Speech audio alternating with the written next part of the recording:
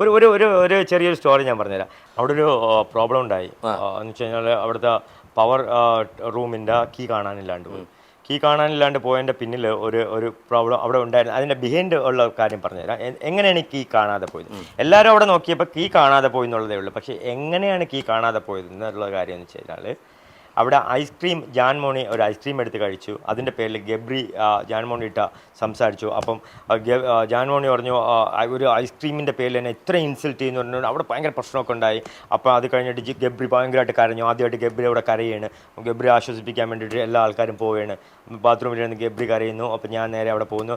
ഞാനും ചോദിച്ചു ഗബ്രി എന്തിനാണ് വെറുതെ ആവശ്യമില്ല കരയേണ്ട. അപ്പം ഗബ്രി എൻ്റെ അടുത്ത് പറഞ്ഞു എനിക്ക് ഇത് വലിയ ഷോ ഒന്നുമല്ല, എനിക്ക് വലിയ സംഭവമൊന്നുമല്ല, എനിക്ക് എന്നെ വിളിച്ചിട്ടാണ് ഞാൻ വന്നത്, എനിക്കിതൊക്കെ ഇട്ടിട്ട് പോയിരുന്നാലും എനിക്ക് വേറെ ഓപ്പർച്യൂണിറ്റി ഉണ്ടെന്നുള്ള ലെവലിലൊക്കെ ഗബ്രി പറഞ്ഞു. അത് കഴിഞ്ഞിട്ട് ഗബ്രി ഒരു ഭയങ്കരപ്പെട്ട തീരുമാനം എടുത്തു, ഞാൻ ഇനി ഈ വീട്ടിൽ ഞാൻ ആഹാരം കഴിക്കില്ല എന്ന്. ഓക്കെ, അന്ന് അവിടെ എനിക്ക് തോന്നുന്നു ചിക്കൻ എന്തോ ആയിരുന്നു. പക്ഷേങ്കിൽ ചപ്പാത്തിൻ്റെ മാവിടുന്നത് സേഫിനകത്താണ്. ചപ്പാത്തിൻ്റെ മാവെടുത്താലേ ചപ്പാത്തി ഉണ്ടാക്കാൻ പറ്റുള്ളൂ. അതേ ഉള്ളൂ. ചപ്പാത്തിൻ്റെ മാവില്ല എന്നുണ്ടെങ്കിൽ അവിടെ അന്ന് ആരും കഴിക്കൂല. കാര്യം ഗബ്രി ശബ്ദം ചെയ്ത് ഗബ്രി കഴിക്കൂല എന്ന്. സോ ചപ്പാത്തിൻ്റെ മാവെടുക്കാൻ വേണ്ടി കീ നോക്കണേ, കീ കാണാനില്ല. എന്നിട്ട് ഇതിൽ ഞാൻ ഇടപെട്ടത് എന്തുകൊണ്ടാണെന്ന് വെച്ച് കഴിഞ്ഞാൽ അന്ന് അവിടെ ഉള്ളൊരു കണ്ടസ്റ്റൻ്റ് എൻ്റെ അടുത്തൊന്ന് ചോദിച്ച് റോക്കിയാണോ കീ ഒളിച്ചു വെച്ചത് എടുത്ത് മാറ്റിയെന്ന്. അപ്പോഴത്തേക്ക് ഞാൻ പറഞ്ഞു ഓഹോ അത് അടിപൊളിയാണല്ലോ, എന്നാൽ പിന്നെ കീ കിട്ടിയിട്ട് തന്നെ ഇന്ന് ഇവിടെ ബാക്കി കാര്യം കീ കിട്ടിയേ പറ്റുള്ളൂ എന്ന് പറഞ്ഞപ്പോഴത്തേക്കും അവിടെ എന്ന് വെച്ച് കഴിഞ്ഞാൽ ഒരു കാര്യം നടപ്പിലാക്കുക എന്നുള്ളത് നമുക്ക് ക്ലെയിം ചെയ്യാം, പക്ഷേ അത് നടപ്പിലാക്കുക വലിയ പാടാണ്. അപ്പോഴാണ് അവിടെ സമരം. അപ്പം ഞാൻ പറഞ്ഞു എങ്കിൽ നമുക്ക് സമരം ചെയ്യാമെന്ന് പറഞ്ഞു. എന്നിട്ട് ഞാനാണ് എല്ലാവരെയും വിളിച്ചുകൊണ്ടിരുന്നത് സമരം ചെയ്യാൻ വേണ്ടി ഇരുത്തിയത്. ആ സമരം ചെയ്യാൻ വേണ്ടി ഇരുത്തിയപ്പോഴത്തേക്കാണ് അപ്പോൾ അതിൻ്റെ പിന്നെ ലാലേട്ടൻ വന്ന് ഇവിടെ സമരം ചെയ്തപ്പോൾ അത് സിജോ പറഞ്ഞു സിജോയാണെന്ന്. അത് എനിക്ക് ഭയങ്കരമായിട്ട് കയറി ഇതായി. കാര്യം നമ്മൾ ചെയ്യുന്ന കാര്യത്തിൻ്റെ ക്രെഡിറ്റ് വേറൊരാൾ എടുക്കുക എന്ന് വെച്ച് കഴിഞ്ഞാൽ അത് മോശമായിട്ടുള്ള കാര്യമല്ല. തീർച്ചയായിട്ടും. അപ്പോഴത്തേക്കും ഞാൻ ഓക്കെ പുള്ളിക്കാരന് ഇതാണല്ലേ ക്യാരക്ടർ. അപ്പം എനിക്കത് മനസ്സിലായി. എനിക്കത് ഒട്ടും ശരിയായിട്ട് തോന്നിയില്ല. എന്നിട്ട് ഞാൻ പുള്ളിക്കാരനെ പറയുകയും ചെയ്തു, നീ അത് പറഞ്ഞത് തെറ്റായി പോയി, സമരം ചെയ്യാൻ വേണ്ടി പറഞ്ഞത് ഞാനാണ്, അല്ലാതെ നീ അല്ല പറഞ്ഞത്. അപ്പോൾ അവൻ അതിനെ ഭയങ്കര അയ്യോ നീ ഇങ്ങനെ ചൈൽഡിഷ് ആയിട്ടുള്ള രീതിയിൽ സംസാരിക്കല്ലേ എന്നൊക്കെ രീതിയിലൊക്കെ സംസാരിച്ചായിരുന്നു. അപ്പോൾ എന്തായിരുന്നാലും ശരി, ഈ ഐസ്ക്രീം എടുത്തതും കീ കാണാതെ പോയതും സമരം ചെയ്യലും ഇതെല്ലാം ഒരു കണ്ടിന്യൂറ്റിയാണ്. ഓക്കെ, നിങ്ങളത് മനസ്സിലാക്കുക. ഈ ബിഗ് ബോസിൽ ഞാൻ ഉണ്ടായിരുന്നതെല്ലാം ഡേ 1 മുതൽ ഞാൻ ഉണ്ടായിരുന്ന 16 ദിവസവും നിങ്ങൾക്ക് കണ്ടിന്യൂറ്റി കാണാൻ പറ്റും. ഇതിൻ്റെ കണ്ടിന്യൂറ്റിയാണ്, എല്ലാം കണ്ടിന്യൂറ്റിയാണ്.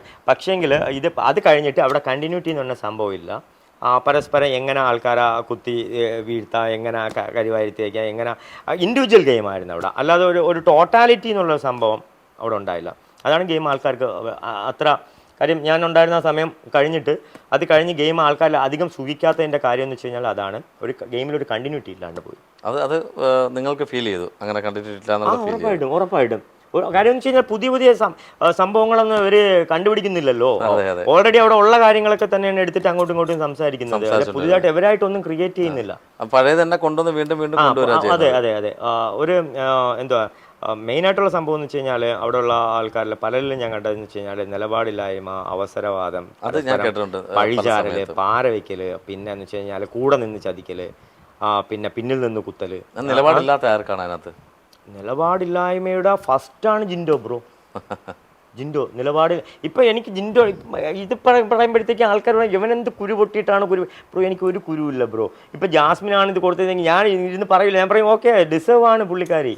എന്തെന്ന് വെച്ച് കഴിഞ്ഞാൽ അത് പുള്ളിക്കാരുടെ ക്യാരക്ടറാണ്. ഓക്കെ, പുള്ളിക്കാരി അവിടെ എന്താണോ ചെയ്തത് അത് ക്യാരക്ടറാണ്. പക്ഷേങ്കിൽ പുള്ളിക്കാരിയുടെ ഒരു നമ്മൾ ഡേ 1 മുതൽ ഡേ 100 വരെയും നമുക്ക് ആ ജാസ്മിൻ്റെ ആ ക്യാരക്ടർ നമുക്ക് അങ്ങനെ തന്നെ കാണാൻ പറ്റി അല്ലേ. പക്ഷേ ജിൻഡോ അതേ റാപ്പിൽ തന്നെയാണ് പോയത് എന്തായിരുന്നാലും. പക്ഷെ ജിൻഡോ അങ്ങനെയല്ല. ജിൻഡോയെ നമുക്ക് ശ്രദ്ധിച്ചു കഴിഞ്ഞാൽ ജിൻഡോ പല ലെവലിലും ജിൻഡോ പോയി, പല ലെവലിലും. അതെ, കപ്പടിച്ചത് അല്ല ഞാൻ പറഞ്ഞത്. പുള്ളി അങ്ങനെ പ്ലേ ചെയ്തോണ്ടല്ലേ കപ്പടിച്ചത്. പുള്ളിക്കാരൻ കപ്പ് അടിച്ചതാണോ, കപ്പ് അടുപ്പിച്ചതാണോ, കപ്പ് കൊടുത്തതാണോ എന്നുള്ളത്. മൂന്നാമത്തെ കാര്യം ചോദിക്കാനുള്ള കപ്പ് കൊടുത്തതാണോ അവനാണ് ചാൻസ്. ഇപ്പോൾ അതിൻ്റെ പിന്നിൽ വേറൊരു കാര്യമുണ്ടെന്ന് വെച്ച് കഴിഞ്ഞാൽ പഴയ കുറച്ച് കണ്ടസ്റ്റൻറ്റിനെ താഴ്ത്തി കെട്ടാനുള്ള ശ്രമവും കൂടെ ഉണ്ട്. അതായത് ചിലരോടുകൂടി ഉപമിച്ച് കഴിഞ്ഞാൽ അവരെ കഥ കഴിഞ്ഞ്. ഉദാഹരണത്തിന് തൊപ്പി എന്നെ കൊണ്ട് 2 പേരെ കൂടെ കൊണ്ടുവന്നിരുത്തിയിട്ട് ഉപമിക്കാൻ വേണ്ടി ശ്രമിച്ചല്ലോ. അപ്പം ഞാനും ആ കാറ്റഗറിയിൽ പെടുത്തിയിട്ട് എന്നെ ഡീഗ്രേഡ് ചെയ്യുക, അതായിരുന്നു തൊപ്പിയുടെ ഉദ്ദേശം. തൊപ്പിയുടെ ഉദ്ദേശം ഞാനും അവിടെ പോയെന്ന് വെച്ച് കഴിഞ്ഞാൽ ഞാൻ ഹോട്ടൽ റൂമിൽ നിന്ന് ഇറങ്ങുമ്പോഴാണ് പുള്ളിക്കാരൻ വിളിച്ച് പറഞ്ഞത് ഇങ്ങനെ ഇവർ 2 പേരും കൂടെ ഉണ്ട്, അവരെ കൂടെ വേദി പങ്കിടാൻ പറ്റുമോ. എന്ന് വെച്ചപ്പോഴത്തേക്കും എന്നെ സംബന്ധിച്ചെന്ന് വെച്ച് കഴിഞ്ഞാൽ അവരൊരു ഹ്യൂമൻ ബീങ് ആയിട്ട് ഞാൻ കണ്ടിട്ടുള്ളൂ. അല്ലാണ്ട് അവർ വലിയ ചെറുത് ഞാൻ വലുത് അങ്ങനെയുള്ള സംഭവം ആറാട്ടം മറ്റേ പെരേരയും. അപ്പം ഞാൻ ആ ഒരു മൈൻഡിലാണ് ഞാൻ പോയത് തന്നെ. പക്ഷെ അവിടെ പോയപ്പോഴത്തേക്ക് അവിടുത്തെ സംഭവം അതല്ലായിരുന്നു. എന്നെ എങ്ങനെയെങ്കിലും ഇൻസൾട്ട് ചെയ്യുക, എന്നെ ആ ഒരു ഡീഗ്രേഡ് ചെയ്യുക എന്നുള്ള ഒരു രീതിയിലാണ് കണ്ടത്. അതുപോലെ തന്നെയാണ് ഈ കപ്പ് കൊടുത്തതിലൂടെ പിന്നെ റോബിനെയും അതുപോലെ തന്നെ അഖിലിനെയും അതുപോലെ ഇതിന് മുമ്പ് സീസണിൽ ജയിച്ച ആൾക്കാരെല്ലാവരെയും കൂടെ ടോട്ടലായിട്ട് നിങ്ങൾക്ക് ഡീഗ്രേഡ് ചെയ്ത്. കാര്യം അർഹതയില്ല ബ്രോ, സത്യം അർഹതയില്ല. അർഹത ഉണ്ടെങ്കിൽ ഞാൻ അർഹത ഉണ്ടെന്ന് തന്നെ പറയും. അർഹതയില്ല. ജിൻഡോയ്ക്ക് കപ്പ് നേടാനുള്ള ബിഗ് ബോസ് എന്നുള്ള ഒരു ഗെയിം ലാലേട്ടൻ പറയും പോലെ ഇതൊരു സമൂഹത്തിൻ്റെ ഉൾക്കാഴ്ചയുടെ നേർക്കാഴ്ചയിലൂടെ ആൾക്കാരെ ഫിൽട്ടർ ചെയ്ത് അതിലൊരു നല്ലൊരു വ്യക്തിയെ മുന്നോട്ട് കൊണ്ടുവന്ന് ആ വ്യക്തിയെ ജനങ്ങളുടെ നായക സ്ഥാനത്തോട്ട് കൊണ്ടുവന്ന് അയാൾക്ക് കപ്പ് കൊടുക്കുന്നതിലൂടെ ആൾക്കാരിലോട്ട് ഒരു ഇമ്പാക്റ്റ് സൃഷ്ടിക്കാമെന്നുള്ള രീതിയാണെങ്കിൽ അത് ചെയ്താൽ ഭയങ്കര റോങ് ആയിപ്പോയി. ഇപ്പം അഖിൽ ഞാനോട്ടൊക്കെ പല വിഷയങ്ങളും ഒക്കെ സംസാരിച്ചിട്ടൊക്കെ ഉണ്ടെങ്കിലും എനിക്ക് അഖിലിൻ്റെ പല കാര്യങ്ങളും അഖിലിൻ്റെ സംസാരമായിരുന്നാലും അഖിലിൻ്റെ ഒരു പേഴ്സണാലിറ്റി ആയിരുന്നാലും അഖിൽ പറയുന്ന കാര്യങ്ങളായിരുന്നാലും ശരി, ആശയങ്ങളായിരുന്നാലും ശരി, ആ സംസാരത്തിൻ്റെ അതുപോലെ തന്നെ റോബിൻ്റെ ആ ഒരു പേഴ്സണാലിറ്റി, ആ ഒരു ഇത്, ബാക്കിയുള്ള ഇൻസ്പിറേഷൻ, അതുപോലെ തന്നെ മണിക്കുട്ടൻ, അതുപോലെ തന്നെ ദിൽഷ, അതുപോലെ തന്നെ സാബുമോൻ, അല്ലേ, നമുക്ക് ഇവരെല്ലാവരെയും ഒരു വേവിൽ കൊണ്ടുവരാൻ എടുക്കാൻ പറ്റും. നമുക്ക് അവരെയൊക്കെ നമുക്ക് വേണമെന്നുണ്ടെങ്കിൽ ഒരു റോൾ മോഡലായിട്ട് 10 പേർക്ക് വേണമെങ്കിൽ ചൂണ്ടിക്കാണിക്കാം. അപ്പോൾ 100 പേരിൽ ഒരു 10 പേർക്ക് അവരെ വേണമെങ്കിൽ റോൾ മോഡലായിട്ട് എടുക്കാം.